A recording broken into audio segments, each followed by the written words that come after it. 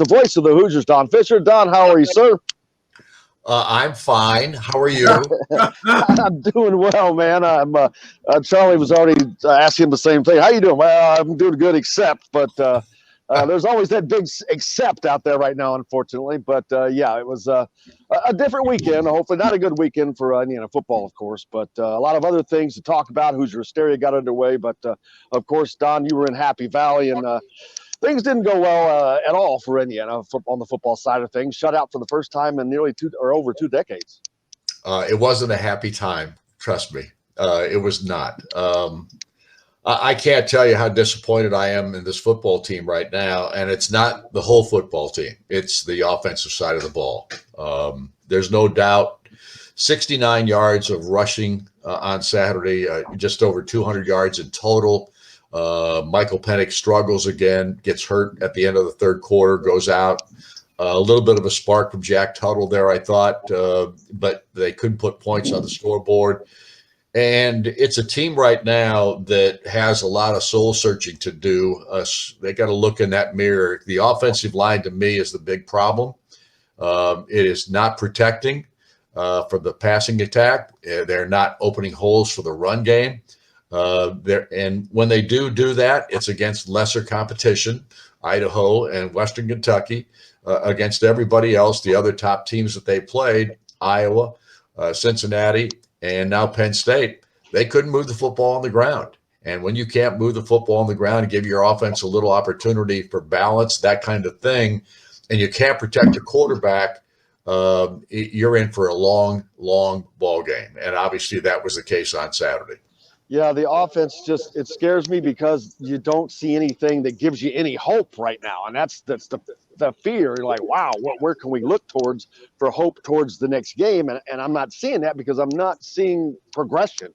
It's kind of staying the same. Like you said, when they play teams of lesser quality, well, it's easier for them to do things. But when you're playing a Big Ten caliber schedule, of which I think the top 4 or 5 teams in the Big Ten East are still undefeated at 5-0, it's going to be rough sledding. Defense on the other side, Don, I don't know if anyone could be prouder of a defense that just grinded, gutted it out, didn't quit, played as hard as any defense I may have ever seen. Well, I agree. I'm 100% in that camp as well. I think the defensive kids have just played their guts out. They continue to bust it. Offenses these days are going to put points on the scoreboard. That's just the nature of the way the game is played now. These passing attacks are so sophisticated. It's hard to keep people off the scoreboard unless it's Indiana. And that's taking a shot. But at this point, I'm taking shots because this team hasn't proved itself in any way offensively. And this defense was out there most of the ball game. 30-some minutes to 20-some minutes in possession time for Penn State over Indiana. The defense literally had to fight for their lives out there and did a really good job of it. Hung in there. I mean, you're not going to keep a team like Penn State with that kind of offense. You're not going to keep them off the scoreboard. They're going to score some points, and virtually everybody's doing that. I mean, look what Western Kentucky did against Michigan State. So, look, it's all about the offense right now. It's about the quarterback position. It's about the offensive line, and it's about play calling. And those 3 things right now are all things that, thank God for the bye week, because this is a perfect time to try to fix some of those things. Yeah, I know, Charlie, you were watching the game and did a lot of studying and note taking on that. It wasn't really much to watch. And Don, question for you: Are you traveling with the team, or you travel separate? I travel with the team. I've been traveling separately because I drove to Iowa and I drove to Western Kentucky, but I was able to fly with the team to Penn State. Right, because my insight more so comes from that perspective. Because I know, Don, I know you know what I'm talking about. Before the game, what you were hearing, what you're trying not to probably decipher after the game, what you thought was going to happen, and now everybody's solemn on the bus or whatever it might be, and the temperament. And to me, what I think this is, and this is my take, I think they believe the hype too much preseason. I think they believe the hype too much prior to. And I think it was too much on the potential of what they could become. And it was great, but they hadn't played a snap like Coach Allen talked about. That's great. We look good in the weight room. Right. But we haven't put this together. And I think that was a forewarning about defenses ahead of offense. I heard another coach say that on the basketball side. Mm-hmm. Defenses ahead of offense, you can tell. Offense, you got to find some rhythm. And I don't think they have rhythm. And it's scary when you cannot move the ball and you have to throw the ball so much. It's easy to figure out. Yeah, I think, Charlie, you're absolutely right about the expectations of this football team and living with success. If you have to learn to live with success. Yes, sir. And Indiana's football team hasn't enjoyed that much success over the years. Now, granted, they were an 8-4 team the year before last. Last year, they had a terrific season in which they performed in front of no audiences and still played very well and did it on their own in that sense because they didn't have crowds cheering for them and all those kinds of things. But then they come back this year and expectations are up here. And the next thing you know, you get knocked off at Iowa. You didn't play well. You think, well, this is kind of an anomaly situation. We'll come back and play really well when we start playing these other teams again. Right. You have a Cincinnati game in which you dominate the first half up until the 2.5 minutes that led up to Micah McFadden getting knocked out of the ball game or being tossed out of the ball game for false target call. Yeah. And you played great against those guys until that point. Then it kind of falls apart again. Yeah. And now you don't know how to live with success, or you're not living with success, and it's disappointing. And so maybe that plays into the psychological aspect of kids and players and those kinds of things. But the biggest struggle with this football team now is simply on the offensive side. Yeah. And decisions have to be made. Are we going to change personnel? Is that the issue? Are we going to change some offensive linemen out there, give somebody else a chance? Or are we going to change the quarterback position and give somebody else a chance there? All those things come into play at this point. And with all the injuries that Indiana went into this ball game with, and they didn't have many, but Tywan Mullen didn't play. That was certainly a blow to the defense, and yet they hung in there without Tywan in the ball game. Raheem Lane goes out late. Somebody else comes in, and they play well. You had Micah McFadden goes out of this game twice with the pinched nerve or whatever he had that he was dealing with, and still came back in and played some more. He's unbelievable, incidentally. He's just a terrific football player. But they got beat up pretty good in this football game. Yeah. And so it's a great time for the bye week. It couldn't come at a better time for this team. Whether they can regroup or not is the big question mark here, because right now things look very bleak in regard to what they're doing offensively.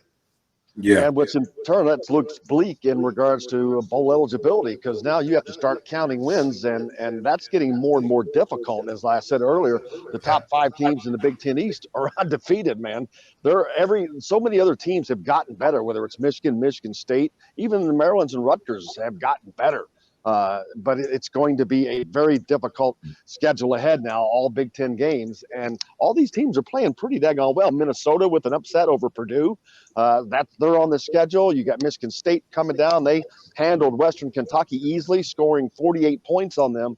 So it's going to be Indiana has to find some offensive semblance quickly, or it's going to be a bad end of the season. I think that maybe the only bright spot in Saturday's ball game on the offensive side was Tuttle. And I say that, and he threw an interception. There's no question that was a lame duck throw. I thought the ball slipped off his hands. I don't know if that was what happened or not. But I thought Jack Tuttle, when he came in, this team had a spark to it. And part of that was because Jack Tuttle can run. He is not afraid to run. He ran and used his legs to get out of tough spots a couple of times. It just looked like the offense all of a sudden had a little bit more excitement to them, or flair to them, or whatever the case may be. But Jack has got to play without throwing those picks. There's no question about that. But give the kid credit. The first play comes in the ball game, he gets smothered Oh my God. Oh yes. Steroids. That Oh, first got hit. planted. Winding up, My chest hurts right now. arm back just got planted. Like, and you know what? You talk about that, and you know now you got to give him room because you know, yeah, you're taking reps in practice, but there's a whole nother ball game. You're taking reps in the game, and when you're not expected to play, that's like that player ready mentality to be ready because you just never know. Injury, not playing well. Now I have to step up, step in, keep it simple as possible. Probably first several possessions. Right. But yeah, so I mean, for me, I think they have to analyze what are you going to do with your offensive line? What are you going to do with your quarterback? What are you going to do on play calling? How can you make it now fit Jack Tuttle if that's the case? Right. If you know, finding out, I don't know, Michael Penix is hurt, you know, to a place in space where they got to replace him. But yeah, you got to figure some things out because you got to show some different wrinkles at this point. Yeah, there's no question. Yeah. And like again, I don't know what Penix's status is physically. Right. I mean, he may be able to come back and be fine. I don't know that, but he went out of the ball game. Tuttle came in, and I thought Tuttle gave him a spark, and he just looked better. Yeah, I mean, when you look at it from an objective standpoint, and I know coaches they're trying to keep kids happy and all those kinds of things, but hey, the proof's in the pudding, and so far the pudding is not tasting very good. Exactly. I agree with you 100%, Don. I know this is a bye week, and because of that, there is no coaches show at Southern Stone this week, correct? Right. We're not having a coaches show.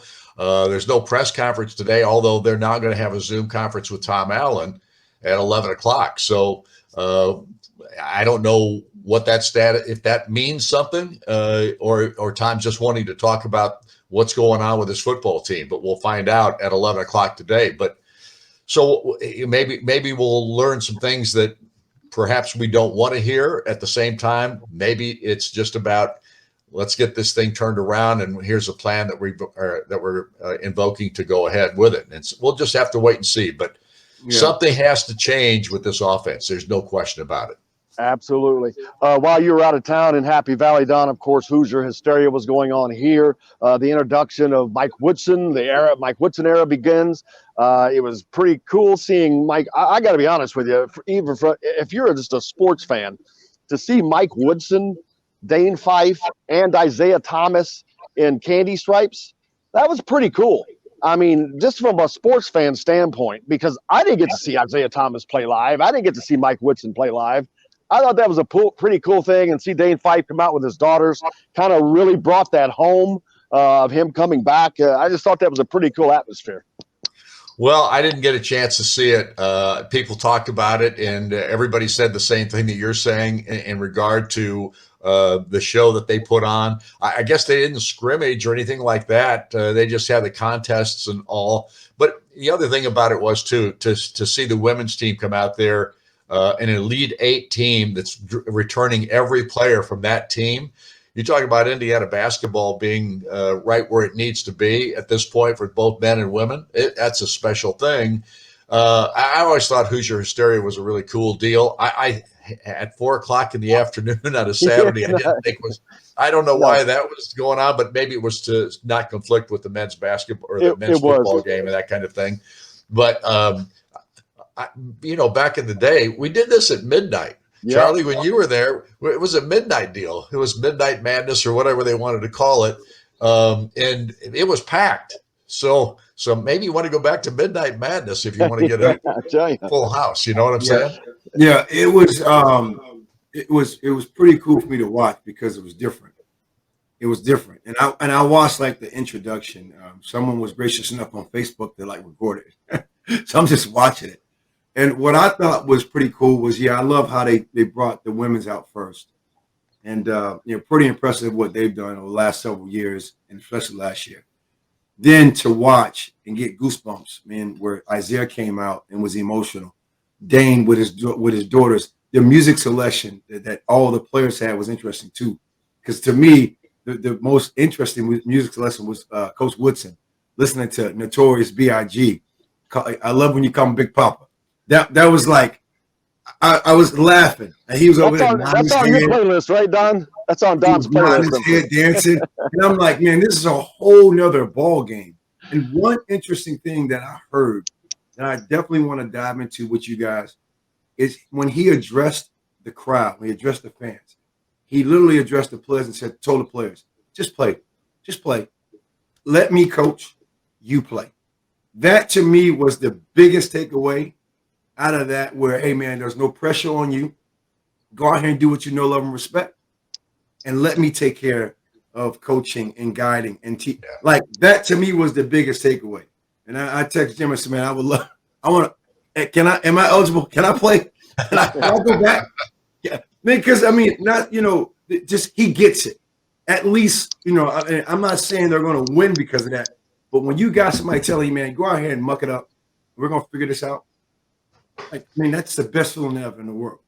Well, I think Mike, I tell you, what he has done at this point is he talks, and he's 63 years old now, right. But he talks so that you can understand him. You know exactly where he's coming from, and the kids relate to him because they know exactly where he's coming from.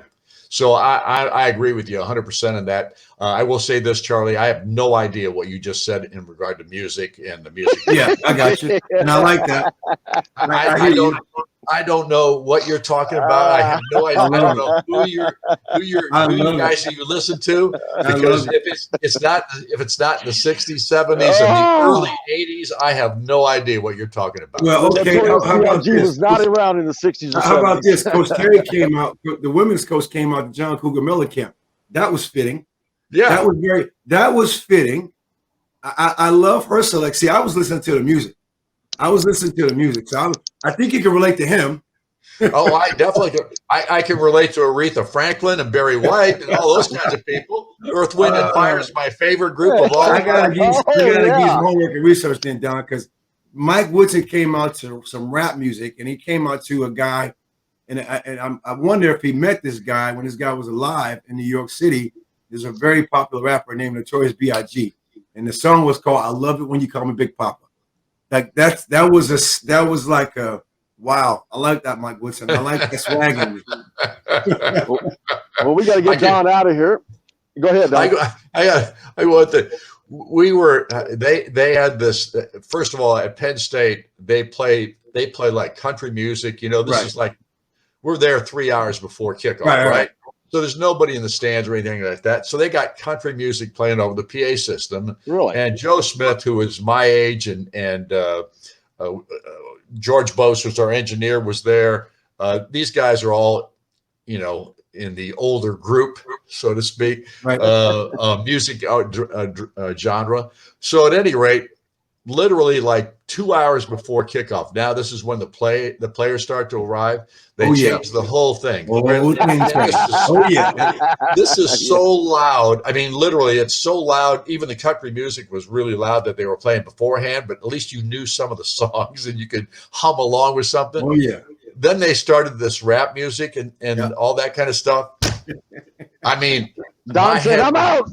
My head was splitting. I mean, I had a headache from that crap. And I say crap, it's just crap to me. It's not necessarily young people.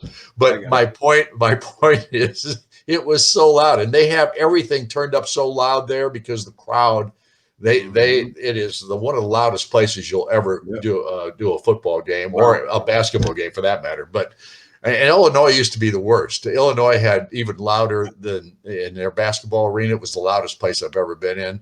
And it just hurt your ears the whole time you were there. But honestly, Penn State, I thought we were going to have some kind of a psychologist come in to bring us back to earth after we heard some of that stuff. It was unbelievable. Yeah, that's great. Well, Don, I'm glad you have the week off this week. No coach's show, and I appreciate you as always, man. We look forward to next week, and we'll get back to it. Appreciate it, guys. Thanks for having me. Thank you, man. Appreciate it.